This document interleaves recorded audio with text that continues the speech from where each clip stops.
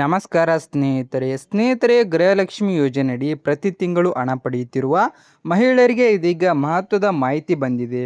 ಗೃಹಲಕ್ಷ್ಮಿ ಯೋಜನೆಯ ಫಲಾನುಭವಿಗಳ ಅರ್ಹತೆಯನ್ನು ಮತ್ತೊಮ್ಮೆ ಪರಿಶೀಲಿಸಲು ಸರ್ಕಾರ ಸಿದ್ಧತೆ ನಡೆಸುತ್ತಿದೆ.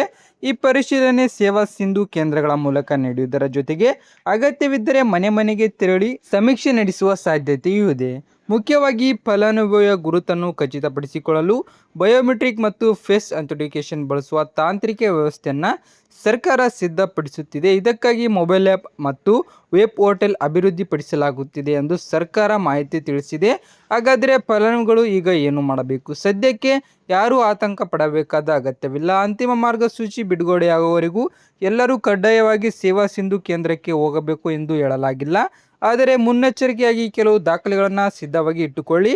Aadhaar card, ration card, bank passbook, Gruhalakshmi ನೋಂದಣಿ ಅಥವಾ ಅರ್ಜಿ ವಿವರಗಳು ನಿಮ್ಮ ಬಳಿ ಇರಲಿ. ಆಧಾರ್ ಮತ್ತು ಬ್ಯಾಂಕ್ ಖಾತೆಯಲ್ಲಿರುವ ಹೆಸರು ಹಾಗೂ ಇತರ ಮೂಲಭೂತ ವಿವರಗಳು ಸರಿಯಾಗಿವೆ ಎಂದು ಕೂಡ ಪರಿಶೀಲಿಸಿಕೊಳ್ಳಿ.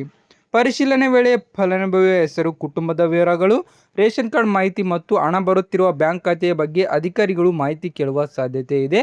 ಇನ್ನು ಕುಟುಂಬದಲ್ಲಿದ್ದ ಗೃಹಲಕ್ಷ್ಮಿ ಫಲಾನುಭವಿ ಮೃತಪಟ್ಟಿದ್ದರೆ ಆ ಮಾಹಿತಿಯನ್ನು ಕೂಡ ಸರ್ಕಾರ ಪರಿಶೀಲಿಸಬಹುದು. ನಿಯಮಾನುಸಾರ ಅರ್ಹರಾಗಿರುವ ಮತ್ತೊಬ್ಬ ಮಹಿಳಾ ಸದಸ್ಯರನ್ನು ಫಲಾನುಭವಿಯಾಗಿ ಪರಿಗಣಿಸುವ ಪ್ರಕ್ರಿಯೆ ನಡೆಯುವ ಸಾಧ್ಯತೆ ಇದೆ. ಸರ್ಕಾರ ಈ ಪರಿಶೀಲನೆಗೆ ಮುಂದಾಗಿರುವ ಪ್ರಮುಖ ಕಾರಣವೆಂದರೆ ಅರ್ಹರಿಗೆ ಮಾತ್ರ ಹಣ ತಲುಪಬೇಕು ಮತ್ತು ಮೃತಪಟ್ಟವರು ಅಥವಾ ಅನರ್ಹ ಹೆಸರಿನಲ್ಲಿ ಸರ್ಕಾರಿ ಹಣ ಮುಂದುವರಿಯಬಾರದು ಎನ್ನುವುದು. ಸರ್ಕಾರದ ಅಂಕಿಅಂಶಗಳ ಪ್ರಕಾರ ಯೋಜನೆಯ ಆರಂಭವಾದ ನಂತರ ಮೃತಪಟ್ಟ ಕೆಲವು ಫಲಾನುಭವಿಗಳ ಬ್ಯಾಂಕ್ ಖಾತೆಗಳಿಗೆ ಮರಣದ ನಂತರವೂ ಹಣ ಜಮೆಯಾಗಿರುವುದು ಪತ್ತೆಯಾಗಿದೆ. ಈ ಹಿನ್ನೆಲೆಯಲ್ಲಿ ದಾಖಲೆಗಳನ್ನು ಪರಿಶೀಲಿಸಿ ತಪ್ಪಾಗಿ ಜಮಾ ಆಗಿರುವ ಹಣವನ್ನು ವಾಪಸ್ ಪಡೆಯುವ ಪ್ರಕ್ರಿಯೆಯೂ ನಡೆಯುತ್ತಿದೆ. ಆದರೆ ಒಂದು ವಿಷಯ ನೆನಪಿಟ್ಟುಕೊಳ್ಳಿ, ಗೃಹಲಕ್ಷ್ಮಿ ಫಲಾನುಭವಿ ಮೃತಪಟ್ಟಿದ್ದಾರೆ ಎಂಬ ಕಾರಣಕ್ಕೆ ಇಡೀ ಕುಟುಂಬವೇ ಯೋಜನೆಯಿಂದ ಹೊರಗೆ ಹೋಗುತ್ತದೆ ಎಂದರ್ಥವಲ್ಲ.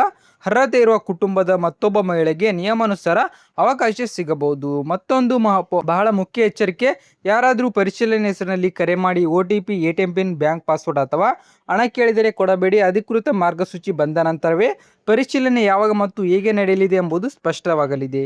ಹೀಗಾಗಿ ನಿಮ್ಮ ದಾಖಲೆಗಳನ್ನು ಸಿದ್ಧವಾಗಿ ಇಟ್ಟುಕೊಳ್ಳಿ ಮತ್ತು ಸರ್ಕಾರದ ಅಧಿಕೃತ ಮಾಹಿತಿಯನ್ನು ಮಾತ್ರ ನಂಬಿ. ಈ ಮಾಹಿತಿ ಉಪಯುಕ್ತವಾಗಿದ್ದರೆ ಈ ವಿಡಿಯೋಗೊಂದು ಲೈಕ್ ಮಾಡಿ ಹಾಗೂ ನಿಮ್ಮ ಅನಿಸಿಕೆಯನ್ನು ಕಮೆಂಟ್ ಮೂಲಕ ತಿಳಿಸಿ. ಹಾಗೆ ನಮ್ಮ ಚಾನೆಲ್ ಸಬ್ಸ್ಕ್ರೈಬ್ ಮಾಡಿ.